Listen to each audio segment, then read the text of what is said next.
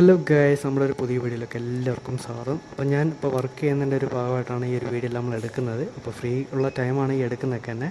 അപ്പം ഇത് നമ്മളൊരു സ്പ്ലൈസി മെഷീനാണ്. ഫുജിക്കോയുടെ 28S ആണ്. ഏകദേശം 1 രൂപയ്ക്കകത്തെങ്കിലും വരും. അപ്പോൾ നമ്മളൊരു ഓൾറ്റഡ് അപ്ഡേഷനായിട്ട് നമ്മൾ വന്നേക്കാണ്. അതിന് മുന്നേ നമ്മൾ ജോയിൻറ്റും കാര്യങ്ങളെല്ലാം അടിച്ച് മുന്നേ തന്നെ റെഡിയായിട്ട് വെക്കുവാണ്.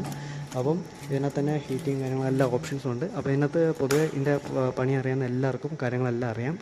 ഈ അറിയാത്തവർക്കൊക്കെ ആണെങ്കിൽ ഞാനൊരു ഫുൾ വീഡിയോ നമ്മൾ ഇടുന്നതായിരിക്കും. ഓക്കെ, അപ്പോൾ നമ്മളൊരു ഓയിൽറ്റഡ് അപ്ഡേഷനാണ്. അപ്പം ഓയിൽറ്റി ഞാൻ കാണിച്ചു തരാം. നമുക്ക് ഇരിക്കുന്ന ഓയിൽറ്റി നിറവും ഇപ്പോൾ എടുത്തിരിക്കുന്ന നിറവും 4-ൻ്റെ ഓയിൽറ്റിയാണ്.